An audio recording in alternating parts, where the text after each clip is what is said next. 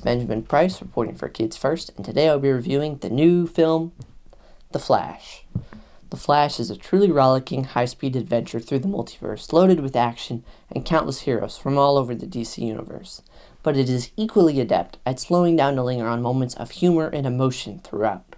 It's this approach to telling such a large-scale, densely plotted story that makes The Flash not just a good superhero movie, but a good movie all its own.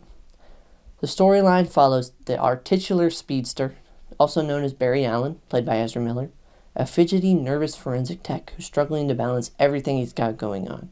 When he's not off helping the other members of the Justice League with their many adventures, he's scrambling to make it to work on time and fumbling his way through small talk with a former crush he had in college. All the while, he is haunted by the death of his mother and the father he lost as a result, locked up for a crime he never committed. It's pretty standard setup for this character, but the story ramps up when in a moment of sadness he discovers he can rewind time by running at a speed faster than light.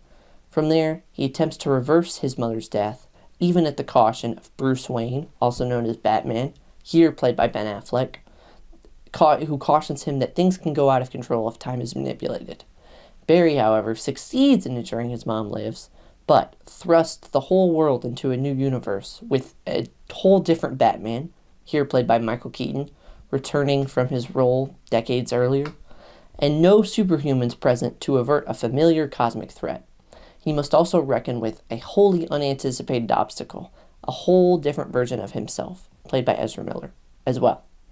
I had a good time with this one. I laughed, I oohed and awed, and I was moved. It turns out that the key to keeping these DC movies, maybe not fresh, but lively, is just making them as much of a blast as this one is.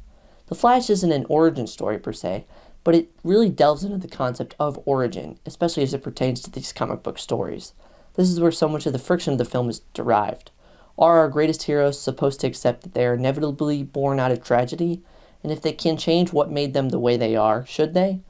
Multiverses are everywhere in movies right now, but The Flash uses this concept to ask new questions of established heroes and test the limits of their selflessness. As this film develops, it's unfortunate that Christina Hodson's screenplay becomes a victim of its own ambition. There's a loaded roster of heroes and villains here.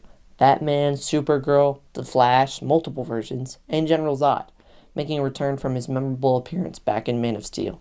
It sometimes becomes too much for one movie to bear, and there are points where it's difficult to remember whose movie this is.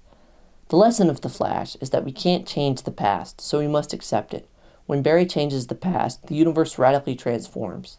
This serves as a metaphor for how we must accept what's happened to us, rather than dwell on the past, to the point that we deny ourselves a pleasant future. Be aware that this film has some brief violence and some foul language. I give The Flash 3.5 out of 5 stars. I recommend it to ages 12 to 18, including adults. The Flash zooms into theaters on June 16th, 2023. This is Benjamin Price reporting for Kids First, signing off. See you next time.